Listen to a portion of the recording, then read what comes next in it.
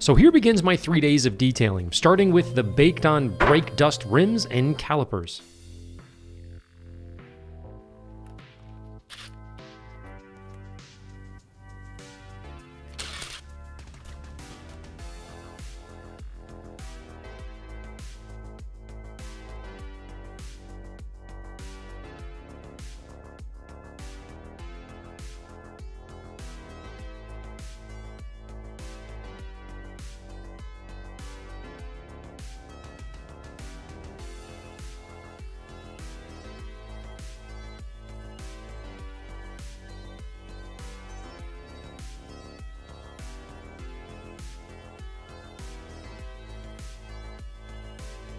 I finally found my wheel holder after unpacking a few more boxes during the move.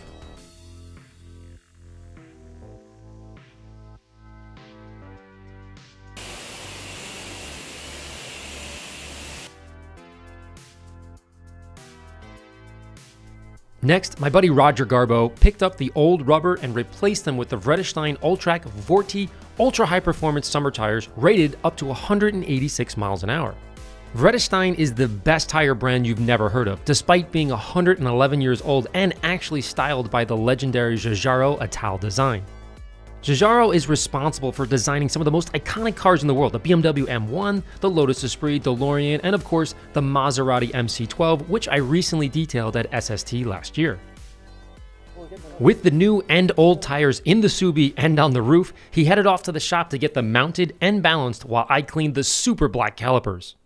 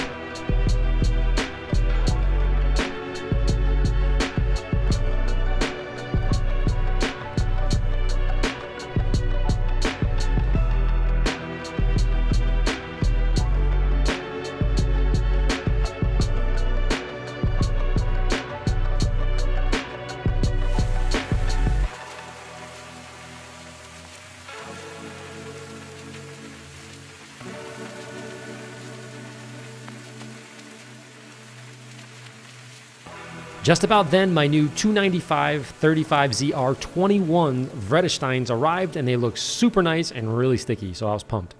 Okay, next I focused on the exterior. Now this clearly hasn't been washed in a very long time by the previous owner, and it looks like it sat outside for most of its life. So at this point, it was just about soaking the dried on dirt and the engine grime and what looks like bits of mold on the inside of the gas door.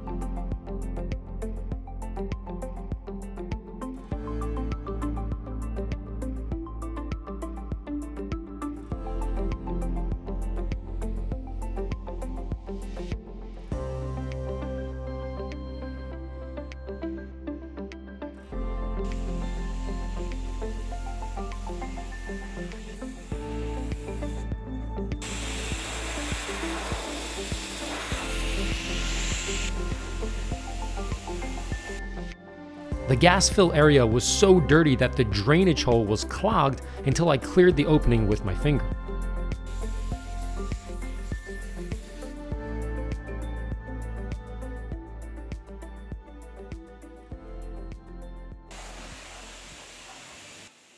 After thoroughly cleaning the exhaust, I ended up finding a piece of plastic that was stuck in the under tray. So now my brain went nuts and I said, okay, we have to clean the entire undercarriage.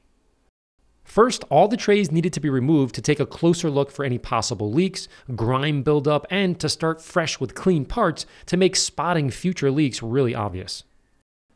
To do this, of course, I'm using the new pivot bottle that can spray up and down without the straw ever running dry or sucking up air. I'm super excited to be part of the development team for this new bottle. Click the link in the description to be the first to try out the newest invention.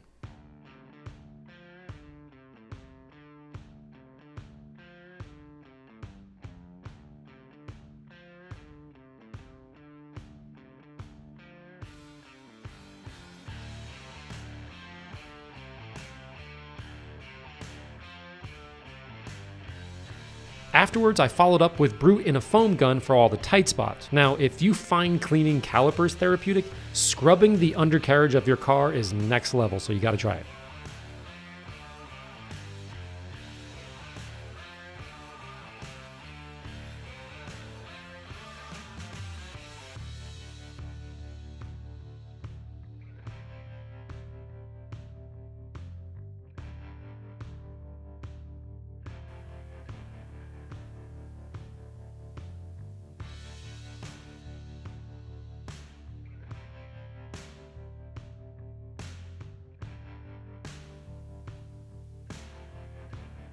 With the car back down, I refoamed the paint and used soap as a lubricant for the claying process, which it desperately needed because it was parked outside. After the rinse, I opened up all the doors, including the sunroof wind guard, which you can see is quite dirty.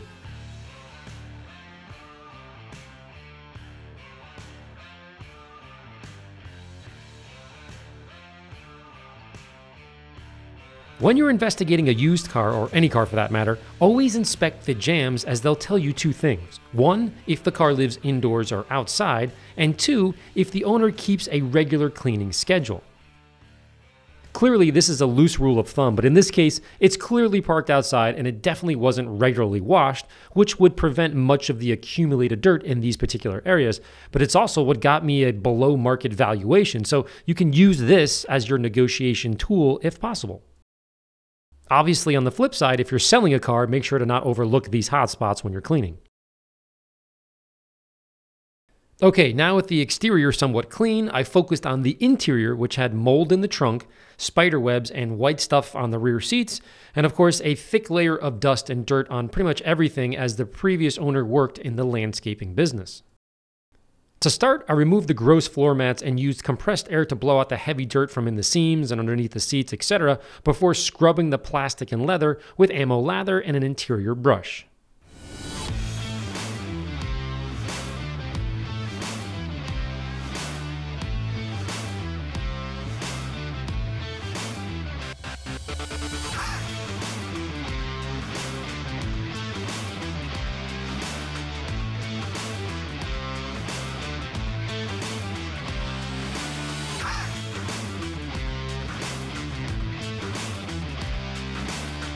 Notice how shiny the driver's seat bolster is compared to the passenger side.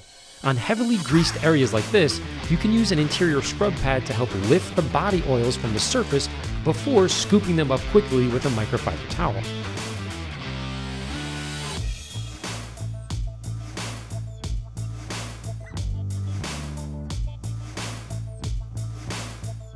Same technique was used for the steering wheel, which is very common.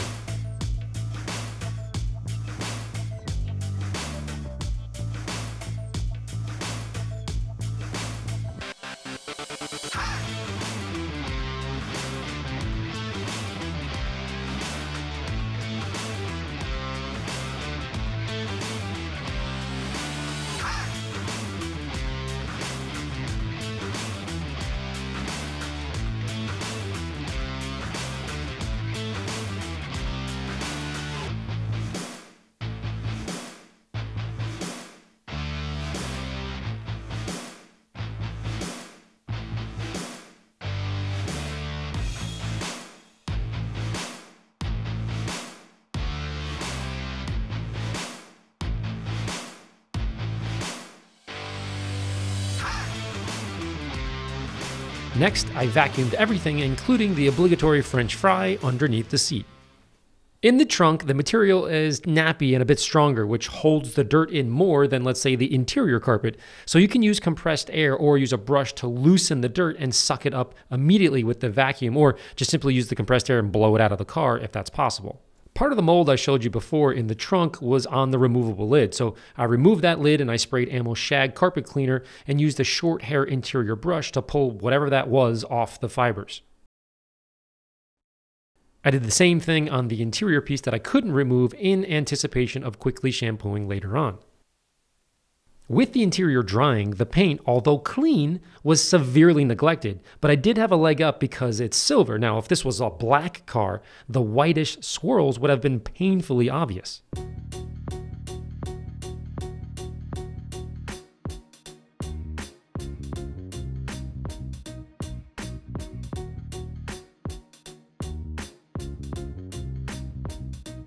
As night falls, or you just simply shut off all your lights inside that building, it actually becomes easier to identify issues within the paint as you're polishing it, because your eye is not competing with all the ambient light around the room. Here's how it works. With respect to polishing via a light, there's a little bit of a nuance here that I think we haven't really spoken about at length. And that is when you're polishing by light, you're allowing the light to shine in, and you have your polish and the polisher going. You can still see the scratches. So let's back up a second. When you're polishing normally, let's say you're doing the hood or whatever, and you're standing up on your feet and you're looking down at the hood, as you're polishing, you're kind of going in your head, I would imagine most people are going 20 seconds and then I want to stop. Or I'm doing 6 passes up and down, crosshatch, whatever it is that your pattern is, that's fantastic. My point that I'm trying to make is when I'm polishing via a light like this, I'm polishing until either two things. One, the polish runs out and you can kind of see that in the light itself. And two, as I'm polishing, I'm just looking for the scratch or the swirl to be removed. It's a way more effective technique in which to do it. Why? Because instead of doing like this, 20 seconds or 6 passes, whatever it is, right? And then you take your towel and you wipe it off and you look at it and you go, oh man, I got to do a little bit more. You don't have to necessarily do that, or you do that a little bit less, meaning you can move faster because there's no guessing. You're holding the polisher like this, and you're looking into the light, and as you're the polisher, as you're doing it in, let's say, this spot right here, I'll put my fist here, like this, you just pull it down a little bit and see if you got it, and you go back, you pull it down, did I get it? No, okay, that's good, that spot's good. So when you do your little area, you wipe it off and you move on to the next spot. You don't need to look and go, oh, okay. So play with that a little bit. Darken out the room. It's nighttime outside. I don't have a whole ton of lights on right here. I just have the one. That is a much more effective way, I believe, of polishing without having to go back 50 times. I'm going to try to pull a camera in and have you see what I see. Again, it's challenging to do that with the camera, but it's just, it's kind of something I've been doing for years, and I just never was able to verbalize it, but hopefully you guys understand where I'm going with this. With that concept in mind, I continued the paint restoration it desperately needed with my angled light. So here's a little interesting thing that happened in between takes here. On the black trim, I accidentally picked up some junk or debris or something. It got stuck in my microfiber towel. I wiped that area clean, and sure enough, it scratched the area I had just polished. Now, ultimately, I recompounded it quickly and it came right out and it wasn't a big deal, but this is a great example of working clean and making sure you're checking your towels frequently before you wipe any cars.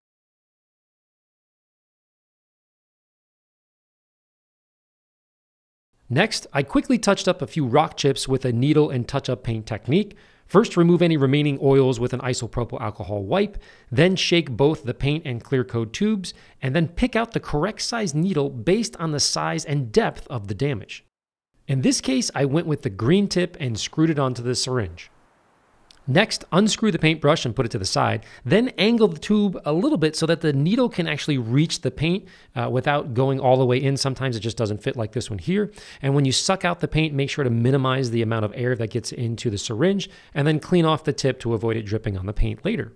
As you can see, the chip is through the paint and into the metal, which will oxidize if left unprotected. Now, let me be clear. Touch-up is to protect the paint first. A very distant second is the cosmetic improvement you might see. Think of it sort of like a Band-Aid. If it looks better, then that's great, but the ultimate goal is protection.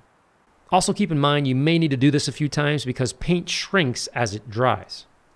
Likewise, metallic paint touch-ups tend to not look as good as, let's say, single-stage paint or non-metallic paint, so keep that in mind and don't drive yourself crazy.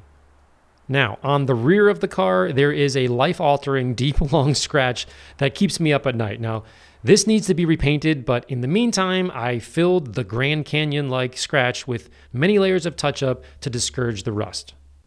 Because the scratch was so deep and I wanted to add a lot of touch-up, it would have a tendency to run or drip down if it was vertical. So in this case, I opened up the trunk to make it horizontal so it could just sit there, but that meant I had to hop up on a ladder, which wasn't a big deal. It made my life a whole lot easier. So if you have the opportunity to do that in this situation, it's probably a good idea. While the touch-up was drying, I polished the door jambs with a 3-inch machine, some of the super low parts of the car that I couldn't reach before with a 6-inch pad, and then of course the calipers with a 1-inch pneumatic. Then I went down the rabbit hole of polishing one's wheels. These were pretty scuffed up, so I used a 3-inch microfiber pad to get into the tight spots without completely losing my mind by going to a 1-inch machine. I did the same steps on the inner barrels as well with a 3-inch pad.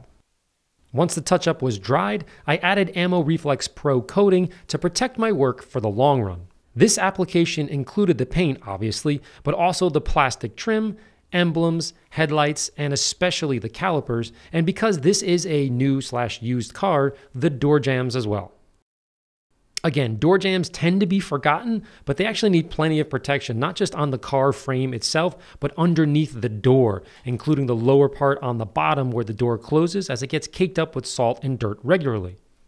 Then, of course, the rims with 2 coats on the face and 2 coats on the barrel before protecting and moisturizing the freshly scrubbed leather with AMMO mousse to keep it soft and supple while adding UV protection. Then I reinstalled the rims and cleaned the glass. Now look at the ride height of the Macan. Granted, it just came off the lift, so it needs a little time to settle down a bit, but it's still just way too high.